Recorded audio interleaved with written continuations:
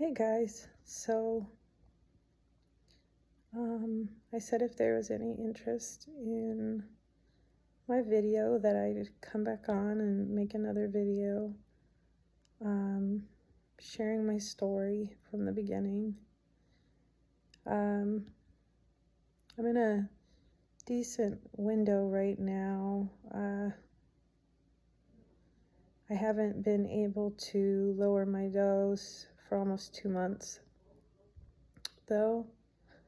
I'm planning on lowering it after Christmas. I'm on 13.75 milligrams of Valium. And here's how I got there.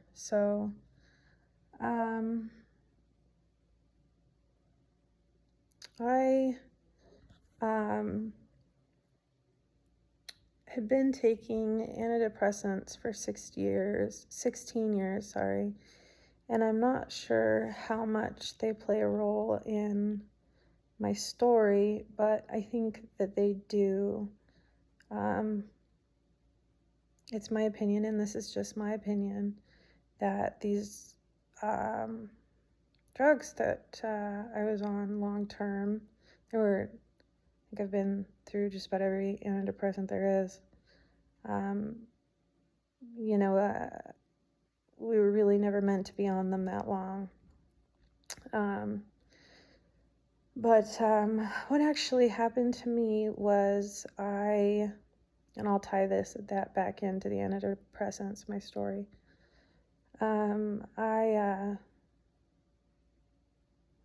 I injured my back, and it was awful. It was so bad, so painful. And so I start going through all the moves of, the MRIs and trying to figure out what's wrong. And then, of course, one of the things that one of the pain specialists recommended was a steroid injection. So I got, and they were just guessing because I had a herniated disc, I have two, but they kept saying that didn't seem to be where the pain was coming from. So I got 2 methylprednisone steroid shots in both my SI joints. And I had a severe allergic reaction to those. They essentially completely shut down my entire, or that drug completely shut down my GABA receptors. And the immediate thing I noticed was akathisia, which I had experienced prior trying to come off of antidepressants. And, knew something was majorly wrong. This was a day and a half after getting the injection. I went to the ER, and my blood pressure was 50/20, which is close to dying. My heart rate was about 200. And I would later on find out that I was probably on the brink of a seizure as well. And the first thing that the nurse practitioner did at the hospital was give me intravenous Ativan, which corrected everything. And they weren't really sure what was going on. They believed I was having a reaction, but they also thought, that reaction was causing some panic. Of course it was.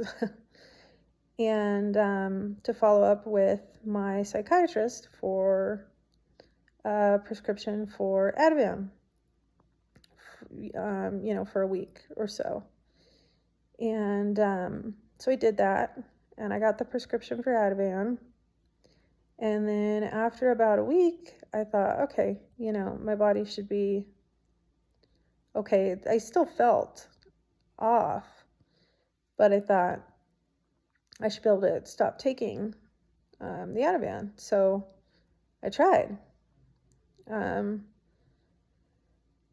Immediately the akathisia came back, my blood pressure dropped, my heart rate rose, and it was evident that I couldn't just stop. And at that point I'd been taking 3 milligrams a day.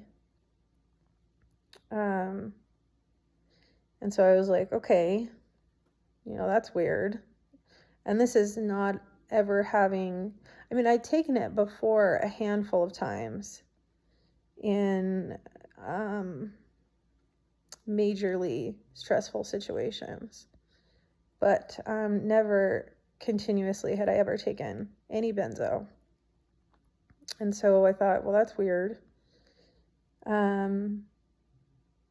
So I thought, maybe I'll have to cut it in half for a week. And I couldn't do that. And then I thought, well, maybe, okay, I have to go down by quarters. And I couldn't do that. And then it was eighths. And by the time I had gotten to quarters, I started trying to get down. And I think I got down to like almost half of the 3 milligrams and had a seizure. And was like, okay. And like, scrambling to figure out what's wrong with me, what happened to me, what happened to my body. At the same time, all my systems were affected. I immediately after the steroid injection, I started menstruating, and I did for 8 weeks straight. I bled for 8 weeks straight. So not only had it affected my heart, it had affected my reproductive system. It affected my skin. It started severely affecting my weight because I got to the point where I couldn't eat solid foods. I could only eat like blended smoothies.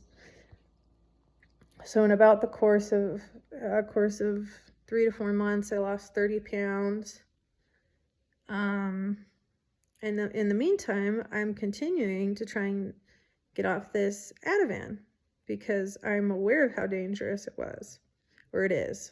I know I had known that benzos were dangerous and that they were incredibly hard to get off of. And I knew that because I knew how hard antidepressants already were. I've been unsuccessful. Although I'd never been taught by a single doctor about a tapering method. They always just told me that I could just stop taking the medication and I should be fine, which I now know is very much so not the truth. I could rant about what doctors are taught and know, but I won't do that here.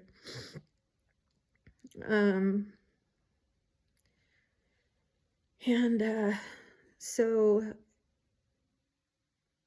I'm sick as can be physically and still trying to get off this Ativan, and I had finally come to the realization that it was going to take me a long time to get off this Ativan, and that was just based on how my body was responding.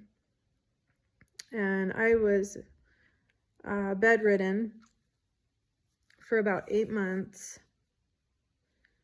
and was trying liquid titration, where I went down a small amount daily, and was just in complete depression, horror, terror every single day, from waking up to going to sleep, no interest in anything. It was an awful time. And So from there, and this all happened in 2020, as soon as the pandemic hit, which I guess was good in its own way because my kids could stay home, and because I could not afford to get sick. I was so sick myself that I was I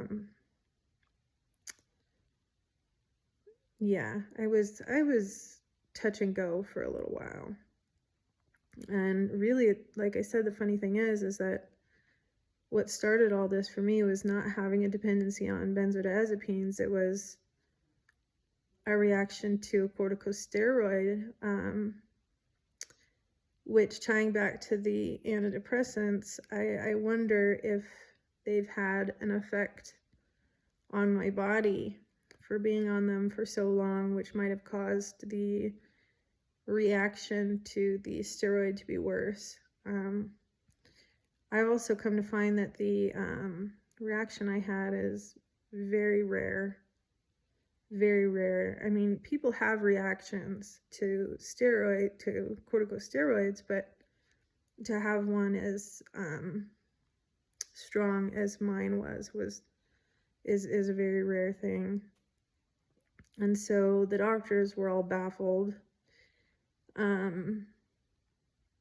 But the one that fortunately believed me, and I'm really, really lucky, I have a good psychiatrist, and we were able to find studies on how corticosteroids can indeed affect your GABA receptors. And for me, it just so happens that it was very severe. And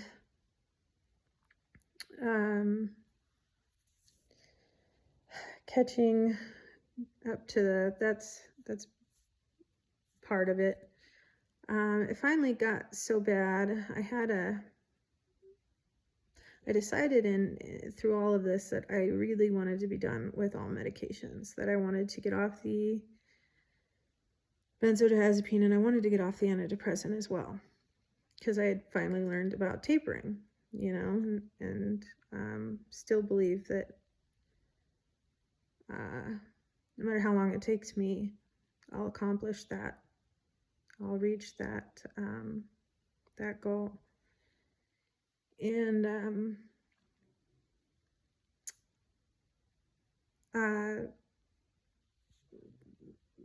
but I got to, so I switched to a different antidepressant thinking that it would be helpful, and I had another reaction to that put me in just a spiral of akathisia that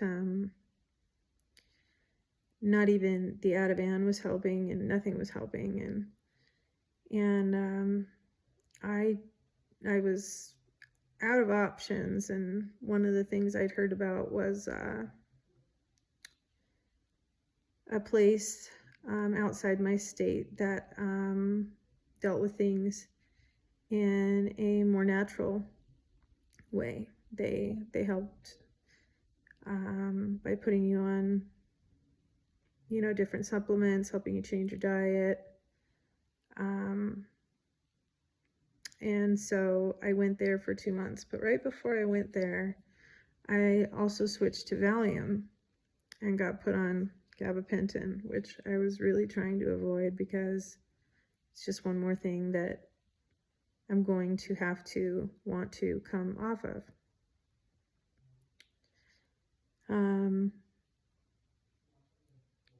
So spent the 2 months there. I will say that the supplements and the diet have helped tremendously. I take quite a bit of supplements, and I've taken all inflammatory foods out of my diet. My diet's very limited, but the funny thing is I put the weight back on, which is a good thing. Even eating as, I eat whole foods, really, lots of vegetables and protein and just really healthy foods, and that's made a huge difference. But the Valium made a huge difference as well, and of course the gabapentin did too. I'm on a pretty high dose. I take 1,800 milligrams a day, which again I'm not thrilled about, but my akathisia had gotten so bad that I had become absolutely desperate. I didn't have a feeling that I was gonna make it through. So I originally, because I was in a full state of akathisia, was put on 60 milligrams of Valium. In the 2 months I was in the facility, I got down to 30 milligrams, which is about equal to where I was with the Ativan. Because I was taking the 3 milligrams of Ativan. As many times as I tried to go down, I ended up always having to go back up. It just was not working. And so here I am, about a year later. It'll be a year in March from the 30 milligrams Valium that now I'm down to 13.75. And it's really been a crazy up and down journey. I have had some easier times where I've felt like myself and have been okay, especially in the beginning. Going down, I was able to go down, at first I was able to go down 5 milligrams at a time, and then slowly it became 2.5 milligrams at a time, and then eventually it became 1.75 milligrams at a time. And I just recently had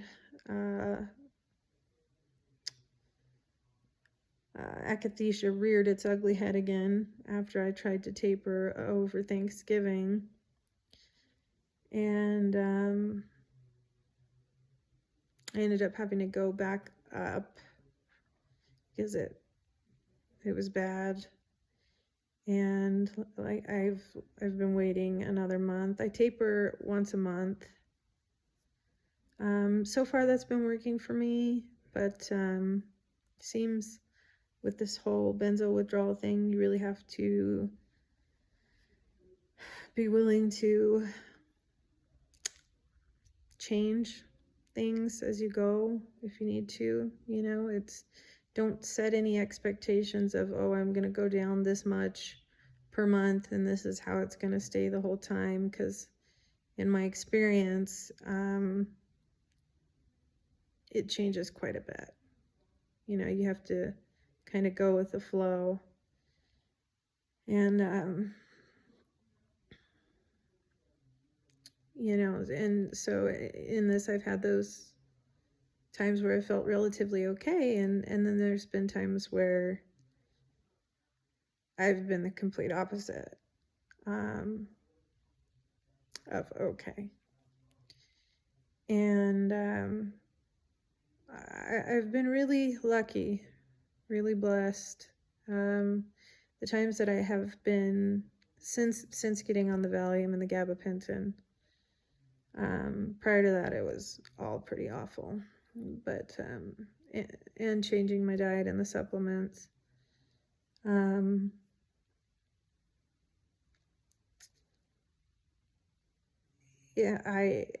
times that I haven't been okay have been relatively short. Now I live in a place where it gets cold and dark and there's less daylight hours, and I'm finding that this winter has been much harder.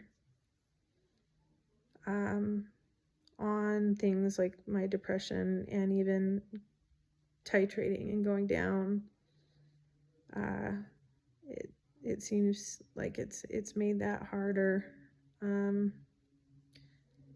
Maybe making the seasonal affective disorder, I guess they call it. Maybe that's what's making it hard. Not sure. But you know, and my page is titled for mom, so you know, tying that in, I do all this with my 9-year-old daughter and my 18-year-old son, and my husband. I don't have any help from family or anything like that. We don't have any family around us, so it's hard. I have to ask my 18-year-old for a lot of help. I have to ask my husband for a lot of help. And I can't do the same things with my daughter that I used to be able to do. But I do try, this for the other women and mothers here that are going through this, to go easy on myself. Because I realize that even if she looks back at me struggling, I'm still giving her so much love, so much encouragement. In that sense, I'm the same. Hugging her, praising her, you know, playing the games I can play, board games, card games. Just still absolutely enjoy every second with her when I'm not in a deep state of akathisia. You know, as a lot of you know, joy can be zapped out of you. So, but even when it is, I'm constantly reassuring my children how much I love them. And being there for them as much as I can, and they'll remember that. I know they will. And they'll remember my fight for them. I know they'll remember that, and I know that when I conquer this, they'll be able to look back at that and use it to their advantage for their own strength when they go through their own times of trial. And I don't want that for them. I don't want them to ever struggle, but you know, that's life.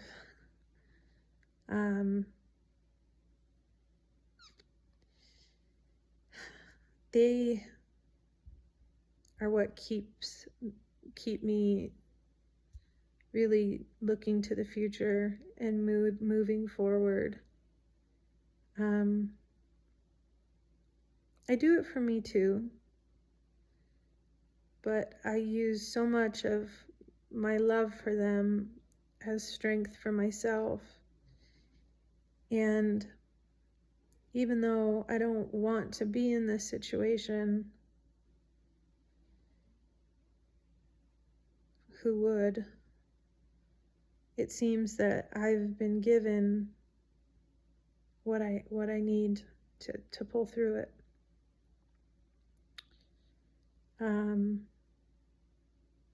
So this has already been long enough, but that's my story, and I'm surviving. I'm making it. I do it day by day. I really take it day by day. I really try to keep my head out of the future. That's a big one. I try to not recognize even the small things that I accomplish.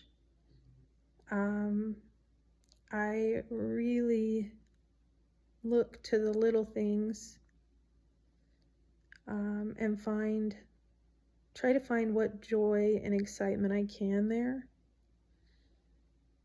Sometimes it's harder than others.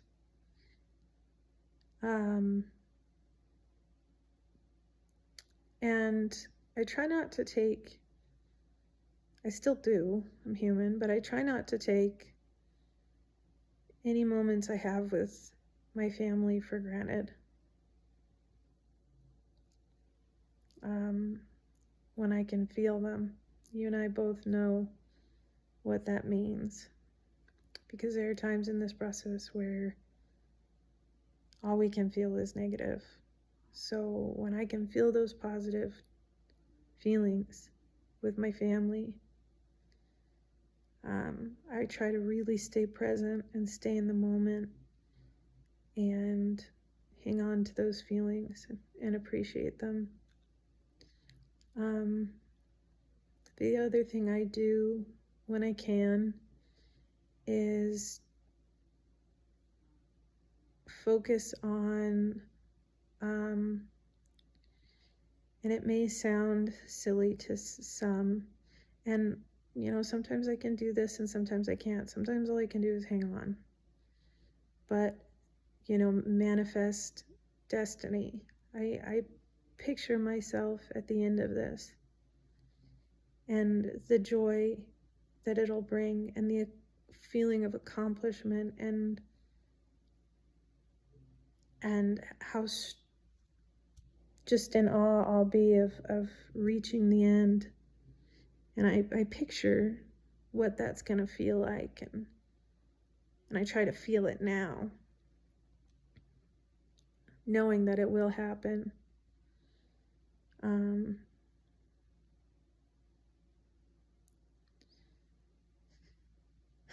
So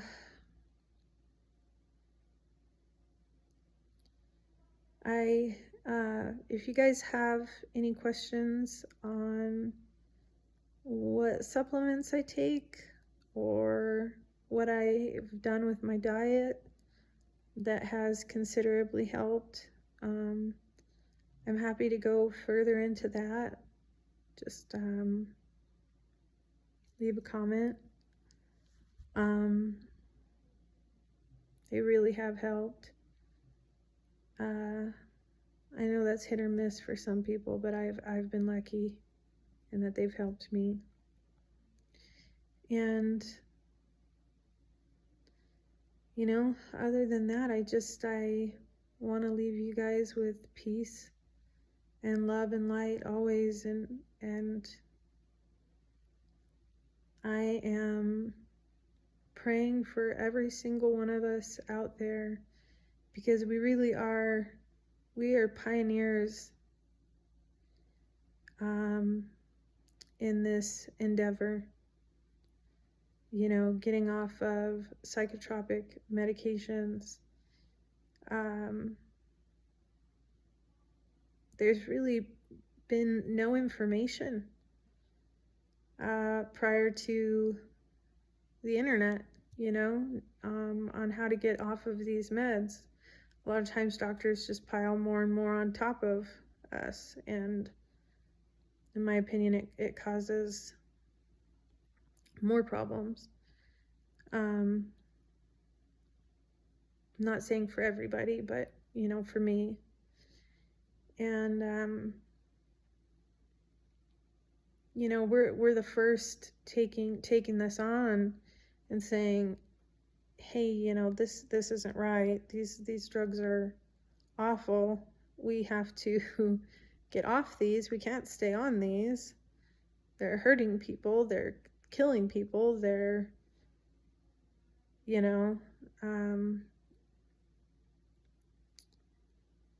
causing more problems than helping. And doctors don't know how to help it. Well, not most doctors don't know. There are doctors out there who are finally taking these sort of situations on and trying to make a difference. But for the most part, we're on our own in figuring this out. And I was thrilled to see that there was finally a black box warning placed on benzodiazepines, you know, because like I said, I have a real love-hate situation with them because they saved my life.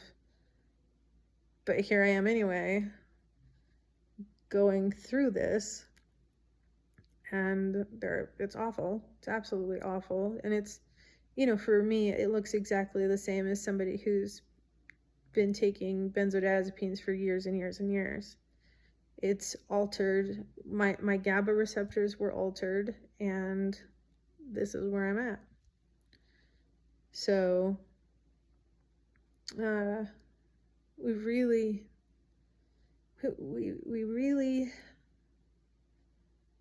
we've got to beat this. We've got to beat this for the future generations that are still going to end up going through this. Because the first thing they do when you go in and you say that you're sad is, is maybe not always all doctors, but is throw you on a med, put you on a pill, And it's, my husband's from another country, and that's like unheard of. He's from Brazil, and it's unheard of to just right away put someone on a drug as harsh as an antidepressant. There's so many other things to be looked at. For instance, I have just found out, and this was probably a huge part of my reaction to the steroid as well. I have a pituitary tumor. That was a fun thing to find out in benzo withdrawal.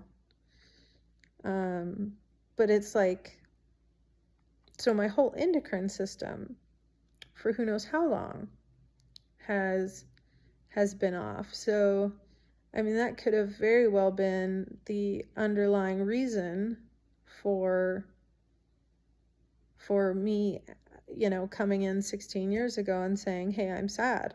I'm sad a lot. I also have another underlying condition they found later, which is called Arnold-Chiari malformation. It's a brain malformation, which often can cause depression, but one of the main things you can do about that is avoid inflammation. So change your diet, there's so many things we can do before we're just put on such harsh chemicals. But I think it'll still be a long time before doctors and the whole Western medicine is wrapping their heads around that. And so there will be others that are going to be fighting this battle, and we've got to be the first to beat it, to say, hey, it's possible, you can do this. We did it. You can do it. Yes, it's hard, but you'll make it. You'll make it. You'll be okay, and you'll get to the other side. And I know I will too. And I know you will too. We all will. We're not put in this situation for no reason. I truly believe that. I truly believe that nobody could be put in a situation that's so painful for no reason. Despite the pain, there's so much growth that can be found, and there's so much that we have the opportunity to give back. And that's why I started making these videos, was because I had watched every benzo withdrawal video on YouTube that there was. Sometimes in my deepest moments of despair, I'll just watch them, especially the success stories. I watch those a lot and remind myself that I can do that and I will be that. But I know that we don't have many resources, and connecting with each other is a resource that we have. And that's, again, why I started making these. I am not the type to make videos or be on camera or put my life for everyone to see, but I believe everyone needs to see this. Oh, you know, at least everyone who needs it. And it's a small thing that I can do right now. So please, just to each one of you, I love you. I really do. I love you because I know we know each other. After something like this, we know each other. You know, nothing gets much more intimate than this experience. And I wanna crawl out of this together. Hand in hand. I want us all to be able to be there for each other as best as we can. I guess I don't really know how to end this. Like I said, I'm not really good at this, being on camera, making video things, but you know, I'll update you guys again after my next titration. And yeah, any questions or comments or and I'm not sure if there's a way to set up something so that we can get in contact with each other more intimately, like email or something like that, to where the whole world can't see your email. But I'll look into that too, because I know that sometimes we just need someone to talk to who understands us. And I don't mind being that person for anyone, because I know I need it too, you know? So maybe if you guys do know how to do that, you can put that in the comments too for me. And just know that we're going to beat this. We're going to make this. We are, and we're going to come out of it, and we are going to be invincible. Because once you beat something like this, I can't imagine anything bothering you very much. Little things are just going to slide right off our backs, and just nothing's going to be able to really bother us. We're going to be totally invincible and just as happy as we can ever remember being. So, again, tried to end it earlier, but didn't. Wishing you love and light and peace. Thanks.